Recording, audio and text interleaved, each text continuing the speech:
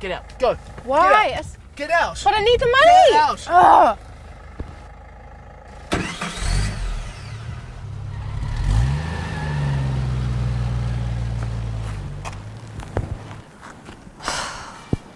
Toxic relationships. How would you know if you're in one? What are some of the warning signs that you should look out for? That's what we're going to talk about in this video. Okay, if you are in a toxic relationship right now, it is imperative that you get yourself out of there urgently. Here's why. The longer you stay in a toxic relationship or environment, and the more you tolerate it, the more you become insensitive to toxicity. It becomes your norm, and that is not good. Eventually, if we stay there long enough, we become completely unable to recognize what is healthy and what is not. And that usually turns into a downward spiral of self-loathing, resentment, and sadness. This is especially important for you and I as women because we naturally meet our needs differently inside a relationship than men do. As the bearer of children, relationships mean a lot more to our safety, esteem, and sense of fulfillment. So in this video, I want to share with you 10 seemingly harmless signs that you might be in a toxic relationship. This is especially important if you've grown up in a toxic environment where you never got the chance to develop proper boundaries, healthy attachments, and high self-esteem. Let's get started. Toxic sign number 1. You feel like the relationship constantly drains you. Go ahead, ask yourself, do you have that deep-seated feeling in your gut that this relationship drains you? Forget all of the superficial stuff. Ask yourself, do you feel drained or stressed around this person? Or do they energize you? And perhaps you have to ask yourself, do you perpetuate the pattern by going back to that relationship to also take value for yourself? For any relationship to work long term, it's important to continually add value to the relationship basket rather than always taking from the relationship basket. Your intimate relationship is supposed to be a sacred place of mutual vulnerability, sharing, and support. It is supposed to deeply connect you to what matters in life, which is connection and relationship. Your healthiest relationships should remind you of what you're here on this earth for, to connect, to make art together, to love each other. What makes us women truly strong and truly successful is the health and quality of the relationships that we have in our lives. In order for us to shine as feminine women, we need to have strong, loving, and supportive relationships that allow us to feel safe. Otherwise, we as women actually become more masculine in order to cope and deal with the trauma and lack of safety. If we don't get out of a relationship that constantly drains us, then we will eventually get to a place some months, years, decades down the track where we physically, mentally, and spiritually cannot take it anymore. And as I'm sure you can imagine, the consequence of that kind of meltdown is catastrophic. Sign number 2. You feel like he intentionally magnifies your fears rather than helps you overcome your fears. And as you can possibly imagine, by exposing your fears, it's really a way to gain some level of control over your thoughts, feelings, and actions. It also doesn't have to be this huge act of exposing your fears and insecurities. It could be a small, snarky remark that pinpoints an area that you are already sensitive about. In an ultimately healthy relationship, there is no need to magnify anyone's fears. In a healthy relationship, you actually get your perception of control from the value that you add rather than the value that you take. So if there's somebody in your life right now who seems to bring up your fears in whatever way, I'd like to ask you, how much more can they strip from you until you turn into a puddle of nothingness? How long would it take to repair the damage this has created upon your self-esteem? And what are you gaining from this situation that makes you want to stay, allowing yourself to feel smaller and become smaller each and every time you spend moments with them? Sign number 3. He seems to always have an underlying energy of resentment. You see, any type of resentment that lives inside of you affects everything else in your life, especially your relationships. If someone has underlying resentment, then it has probably been brewing for years, if not decades. And the only way forward, the only way to grow beyond that, is for them to express and release all of the old trash in their system. Because that's exactly what it is. Old trash, old anger, sadness and hurt that they have pushed down repeatedly and never cleansed from their system. And that resentment eats away at them and negatively affects everything else in their lives. See, I'm not against having anger. I think anger for the most part can be very healthy. True spontaneous anger can be valuable in a relationship when it's expressed with total connection to each other's heart. But resentment is a different beast altogether. Sign number 4. It feels like he always has to be right and you never feel heard. I'm sure we can all relate to having someone in our lives who never gives you a chance to feel heard. It's like you're talking to a wall. You can't bring anything new to them. You can't go deeper. You can't discuss ideas, thoughts, or feelings. It's not that they don't respond to what you say, it's that they have their usual reaction before you even finish what you have to say. They make sure that they never, ever feel the slightest bit vulnerable or exposed. The common pattern would be someone who criticizes you as their first reaction to anything you say and never actually spends time thinking about what you said. It's like a way to dominate you in the conversation. And that is a very toxic pattern to get into. I can hardly even call that a relationship. Sign number 5. You feel like he's physically there, but never emotionally there for you. Some people, even if they enter into a relationship, will physically be there in the room or in the house with you, but they will never fully embrace connection and engagement with you. It's hard to get through their barriers or go deep with them. For some reason, they are shut off to it. Maybe they were a survivor of abuse themselves. Maybe they are too fearful. Perhaps they have adopted bad patterns of intimacy. Or maybe they have too much pent-up resentment, anger and sadness that they know if they truly engage with you, they will have to take some kind of responsibility or, God forbid, maybe even feel exposed. So what is left is this feeling of coldness, even if the relationship looks perfect on the outside. In fact, this happens a lot more than you think, especially in this day and age of social media. People who are very image focused and not very present in their real life relationships like to project how good their lives are publicly, but it is almost always at a cost to their private lives. And an intimate relationship will always be private. If it wasn't, then it isn't an intimate relationship. So to end this toxic pattern, think about what patterns you are encouraging with your actions or inactions.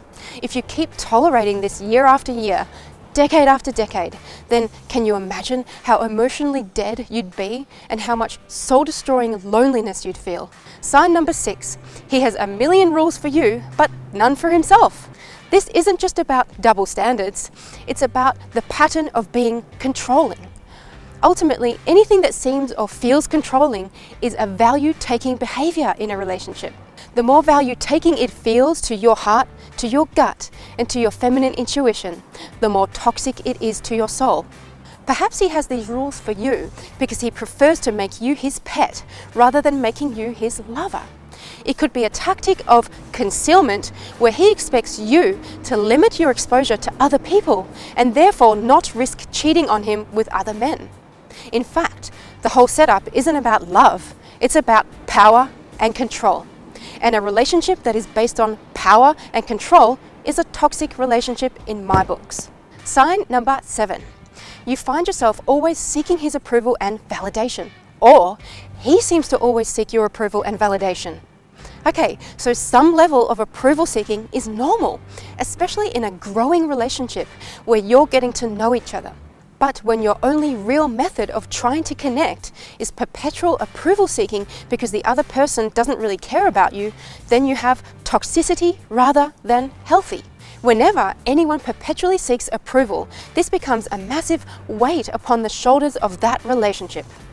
With this weight, it becomes difficult to truly connect. It becomes harder to express love freely. I've noticed that the reason why women seek approval is often because there never was an actual relationship in the first place. But we just desperately wanted there to be a relationship of some sort. Let me tell you that if there was never a real relationship in the first place, seeking approval will never magically bring a relationship to life. Not to mention that the act of seeking approval can make a woman seem low value and kill the attraction and therefore perpetuate a pattern of dependency in a relationship rather than a pattern of real love and connection. Sign number 8. Every time a conflict shows up, small or big, he seems to avoid it. In other words, it's the pattern of being stonewalled. It's the pattern in the relationship where the other person would never have the courage to face conflict, and instead they'd rather preserve their own sense of peace and certainty. In fact, studies have shown over and over that stonewalling is one of the worst and most damaging patterns in a relationship, because in order to stonewall someone, you have to value your own certainty and significance more than the love and connection. Of course, if you've followed my work, you know that we always talk about how conflict in intimate relationships, believe it or not, is the instigator of deeper love. You can't have a deeply loving and passionate relationship without having to experience a boatload of conflict. As long as you're running away from conflict, you are saying, hey, I don't value the relationship at all. And if you stay in that kind of relationship long enough, those feelings and unresolved issues will just build up in your system. Ultimately, that breeds alienation, resentment, and contempt. Sign number 9. He gives you money and pays for things, but it's just a way to create leverage to manipulate you. Who the hell uses money to manipulate another human? Well, as it turns out, a lot of people do. And us women are especially vulnerable to being manipulated in this way, because we as women collectively are a lot more sensitive to the emotion of guilt than men ever will be. So, in a toxic relationship, the act of giving you money or other resources isn't always an act of generosity, but instead it can actually be a calculated effort to guilt you into giving them what they want. To them, the money is leverage. This is a very different experience to having a man give you resources out of love, generosity, and care. Ultimately, a truly healthy relationship isn't about horse trading. It's not about calculating how much you give versus how much you get. Sign number 10. He often blame shifts you. Why is this one a seemingly harmless sign? Because the person being blame shifted can genuinely start to see themselves as the problem, rather than feeling safe and connected. For example, if he says, oh well, if you didn't get so upset, then I wouldn't need to lie so much. Then as a woman, it can be really easy to feel like we are fundamentally wrong and bad. It's also seemingly harmless because often those of us who have grown up with abuse tend to not see the real harm in being blame shifted. Sometimes we can assume that we were the bad person that did the wrong thing and should be a better person. Blame always goes in circles and never inspires anyone to want to trust more, connect more, and love more. Any type of blame is toxic. Blame is poison. Blame is a way to protect yourself at the cost of the relationship and the other person. See, in an ultimately loving and healthy relationship, it's not about who is right or wrong. It's not about pointing fingers. What it really should be about is taking responsibility and dealing with what has happened in a vulnerable way as a team together. It is not a zero-sum game. In other words, if you win, your lover doesn't lose. You either both win or both lose. Blame has no place in an ultimately healthy relationship. So those were the 10 seemingly harmless signs of a toxic relationship. Let me know below in the comments which of these 10 toxic signs you have experienced and which of the toxic signs you never actually noticed in a relationship, but maybe you should have. In the meantime, I think we should get out of this parking lot and you can come home with me. It's starting to feel a little bit creepy here. Okay, thank goodness we are back. I want to let you know that sometimes it's not easy to get yourself out of a toxic situation. After all, toxicity may be all that you know. And because you don't know any different, toxicity becomes your comfort zone. I know, horrible, right? But if you're in that situation right now, take the leap right now and decide no more. The quicker you break that pattern, the better, and the healthier everything will become for you. It's never easy getting outside of your comfort zone, but it's important. Remember, you only have one life. You ain't got time to mess around in toxic relationships that simply ruin your innocence and trust in relationships altogether. Here's the good news. It doesn't matter how long you've been in a toxic relationship or environment, there is hope for you. You can start to turn things around today. I spent the first 20 years of my life in a completely dysfunctional, toxic family. And because of that, like a lot of people, I didn't have any healthy attachments in my life, not to my parents or to anyone else. As a result, it was easy for me to attract more toxic people and toxic relationships into my life. It was a long journey of hard work that got me out of these toxic patterns, and it certainly wasn't easy because patterns of healthy relationships and healthy attachment were completely outside of my norm and outside of my comfort zone. They felt completely foreign to me. By the way, if you want to have a better idea of what a healthy relationship looks like, go and watch my video, The 10 Ultimate Signs of a Healthy Relationship. I tell my story a bit more in that video. You can click the little info button at the top right-hand corner, or else I'll make sure to put the link in the description below. Okay, it's giveaway time. I want to give away 3 of these beautiful mugs. It says Respect Femininity. It is beautifully designed with a cherry blossom on the other side, and best of all, it actually has a fresh shade of red on the inside. You see, ever since I started the Feminine Woman blog back in 2009, I've had over 10 million readers and hundreds of thousands of email subscribers. And in that time, I've realized how we live in this world that has systematically pushed down the natural feminine energy in most of us women. We are encouraged to become more masculine to fit into this society and the workforce. Some of us are literally numb to most of our feelings and our innately intelligent bodies. So we got these mugs made as a reminder that not only do men need to respect our femininity, but we as women also need to respect our own femininity first. So we are giving away 3 of these mugs. All you have to do to enter this giveaway draw is to leave a comment below this video. That's it. You can tell me which one of these 10 signs you resonated with the most. We will contact the winners, and if you win, we'll make sure you get your hands on a copy of this mug. And one last thing, we've just put together a brand new report in case you haven't gotten your hands on it yet. The title of the report is The 7 Common Signs That a Woman is Low Value in the Eyes of Men. Here's what is really important to understand. Men perceive value in very different ways to women when it comes to love, dating, and relationships. What you as a woman may think is high value may not be so high value in the eyes of men. So we've put together 7 common signs that a woman is showing up low value in the eyes of men. If you haven't downloaded this report, I'll make sure I add a link at the top right-hand corner of this video or in the description below so that you can get your hands on a copy. What I've learned is that as you show up in a more intrinsically high-value way, you will naturally and automatically attract healthy relationships into your life, as well as attract men of real value. So that's all from me today. I hope this video has served you, and I'll talk to you very soon. Stop. It's not my fault, all right? You slept with Timmy.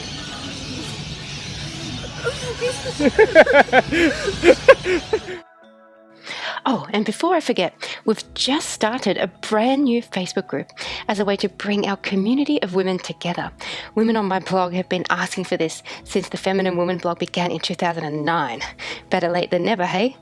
The title of this group is High Value Feminine Women, and the purpose of this group is to give you the awareness, the knowledge, and skills to meet, attract, and deeply connect with high value men by helping you tap into not only your own feminine instincts and intuition, but also by helping you have a 360-degree understanding of the masculine perspective.